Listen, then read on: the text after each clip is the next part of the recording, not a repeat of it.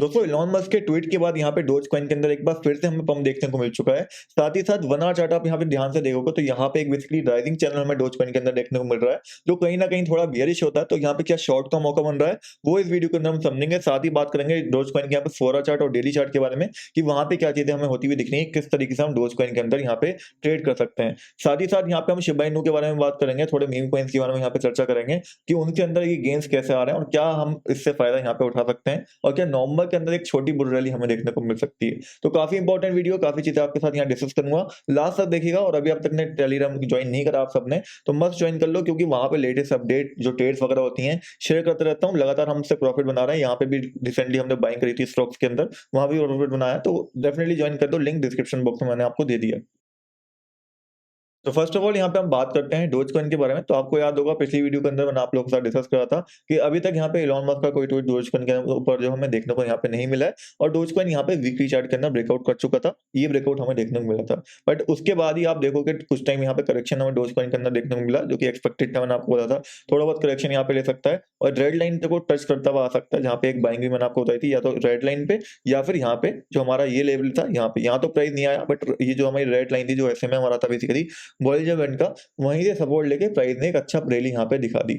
अब बेसिकली हो क्या रहा है, प्राइस के लिए जो एक रेजिस्टेंस एरिया अगला वो है यहाँ पे 0.1694 का। आईएनआर के अंदर अगर आप वही लेवल देखोगे तो लगभग वो लेवल जो आपके लिए बैठेगा वो यहाँ पे 13.85 के आसपास लेवल वो बैठेगा। ठीक है, तो ये लेवल हमारे पास है जो कि हमारा अगला रेजिस्टेंस यहाँ पे बिटकॉइन के लिए रहने वाला है, जहां से अगला जो डायरेक्शन है बेसिकली वो यहाँ पे एक्सपेक्टेशन हमारा यहाँ पे रहेगा।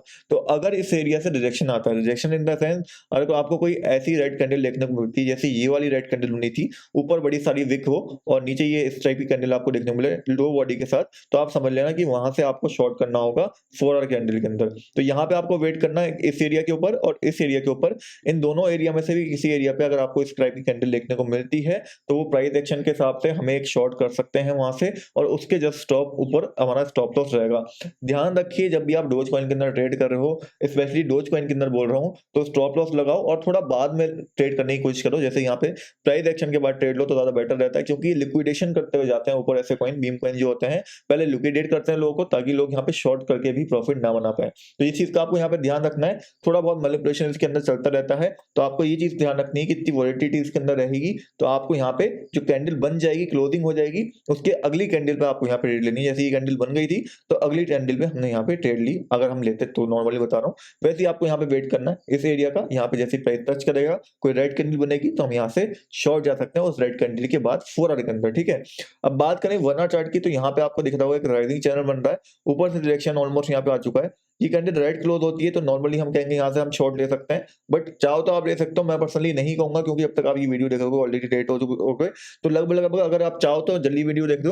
तो यहाँ से अगर आप शॉर्ट करते हो तो आपका जो एरिया रहेगा वो ये एरिया रहेगा जहाँ पे आपको शॉर्ट क्लोज करनी होगी। बट मैं पर्सनली क्या करूंगा, मैं जो बता रहा हूँ, मैं यहाँ पे 4 आवर कैंडल देखूंगा और इन दो लेवल्स पे देखूंगा, जहाँ पे बनेगी तो फिर मैं शॉर्ट करने वहां पे जाऊंगा डोज कॉइन के अंदर। बाकी आपको पता होगा हर बार डोज कॉइन जो है, जैसे ऐसे कुछ मीम्स वगैरह निकल आते हैं, कोई न्यूज वगैरह निकल के आती है, उसके बाद पंप होता हुआ हमें दिखता है। और डोज कॉइन एक मीम टोकन भी, इस चीज का भी ध्यान रखना है। मीम टोकन अच्छा प्रॉफिट हमें दे रहे हैं, हमें प्रॉफिट से मतलब है, ये मतलब नहीं है कि कौन सा टोकन है, तो हमें सिर्फ यहाँ पे प्रॉफिट बनाना है। ठीक है, अब प्रॉफिट हम कैसे बनाएंगे वो मैंने आपको यहाँ पे समझा दिया कि हमें शॉर्ट करने का मौका मिलेगा तो हम शॉर्ट करेंगे। उसके अलावा अगर आप बाय करने का देख रहे हो डोज कॉइन को, तो इस समय बाय करना डेफिनेटली बहुत रिस्की है। बाय करना चाहते हो तो एटलीस्ट एक जगह आने तो दो, उसको थोड़ा करेक्शन लेने दो, एटलीस्ट यहाँ पे जैसे करेक्शन लिया था, जब ये रेड लाइन के आसपास कहीं आएगा, जब ये जो हमारा एसएम है बेसिकली बॉलिंजर बैंड का, ये एक सपोर्ट की तरह काम करेगा, तो ये एरिया हम देख सकते हैं बाय करने के लिए। अदरवाइज अभी मेरे हिसाब से कोई बाइंग हमें नहीं दिखती हुई दिख रही है। बाकी डोज कॉइन के बारे में आप जानते ही होंगे, इलॉन मस्क इसके आप कह सकते हो इतना सा मालिक है, इलॉन मस्क के ऊपर ही चल रहा है। ट्विटर को उन्होंने ऑलरेडी एक्वायर कर लिया इलॉन मस्क ने।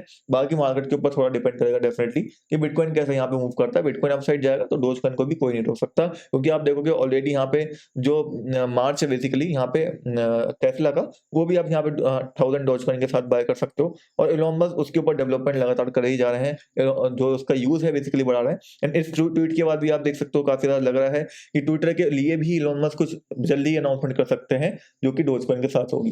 तो डोज कॉइन को अगर आप मौका मिले तो मेरे हिसाब से बाय कर सकते हो, स्पॉट के अंदर रख सकते हो, एक अच्छे अमाउंट के साथ, छोटे अमाउंट के साथ रख सकते हो, ताकि आपको एक अच्छा बड़ा प्रॉफिट मिल जाए। वही है कि हाई रिस्क के लिए जाओगे हाई प्रॉफिट मिलेगा, और लो रिस्क के लिए जाओगे तो लो प्रॉफिट मिलेगा। बिटकॉइन थ्रीएम के अंदर प्रॉफिट कम होगा लेकिन थोड़ा रिस्क कम हो जाता है, यहाँ पर रिस्क ज्यादा है लेकिन प्रॉफिट बहुत ज्यादा आपको मिलेगा। अब बात कर लेते हैं थोड़ी-सी मार्केट के बारे में। मार्केट के बारे में इसलिए बात करेंगे क्योंकि देखो बिटकॉइन अगर पंप करता है तो डोजकॉइन पंप करे तो उसके लिए रियल पंप होता है। लेकिन अगर बिटकॉइन क्रैश करा हुआ है वहाँ पे डोजकॉइन पंप करता है तो पंप करते ही वो क्रैश कर जाता है। कोई बड़ी रैली उसके अंदर हमें देखने को नहीं मिलती।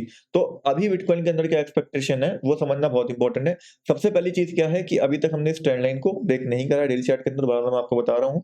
बट एक अच्छी चीज़ क्या होती हुई दिखी है कि फेडरल को लेके जो न्यूज़ बेसिकली निकल के आ रही है, वो ये माना जा रहा है कि जो बेसिकली वहाँ पे जो भी इकोनॉमिस्ट वगैरह हैं, वो इस चीज़ को समझ रहे हैं कि यहाँ पे रैली करना बहुत इंपॉर्टेंट है।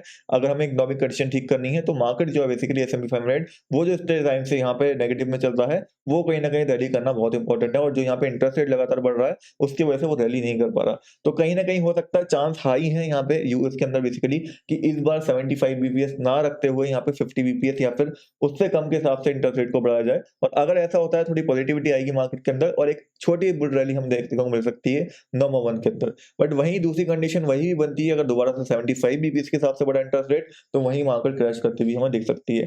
तो एक तरह से हम कह सकते हैं कश्ती में यहाँ पे हम डूबे में हैं, जिसके अंदर अगर वो डूबती है तो सीधे मरना है और अगर वो तैर गई तो हमें सीधे यहाँ पे नदियाँ पार कर देना है। तो वहीं हम फँसे हुए हैं इस टाइम पे एक रेजिस्टेंस के आस-पास यहाँ पे फँसे हुए हैं। ब्रेकआउट होती है तो सीधे एक बड़ा पंप हमें देखने को मिलेगा। ब्रेकआउट नहीं हुई, यहाँ से क्रैश करे तो बड़ा डंप भी हमें यहाँ पे देखने को मिल जाएगा। तो इसके लिए आप होपफुली आप यहाँ पे तैयार ही रहोगे और यहाँ पे अगर आप हेजिंग करना चाहते हो, दोनों साइड ट्रेड लेके यहाँ पे स्टॉप लॉस लाना चाहते हो, तो वो भी कर सकते हो, एक बेटर ऑप्शन रहेगा। क्या होती है वो मैं आपको अलग वीडियो के अंदर समझाऊँगा और कैसे लेते हैं वो भी। बाकी जो अपडेटेड हैं रहना चाहते हो आप तो टेलीग्राम मस्ट जॉइन कर लेना, लिंक आपको डिस्क्रिप्शन बॉक्स के अंदर मैंने दे दिया है।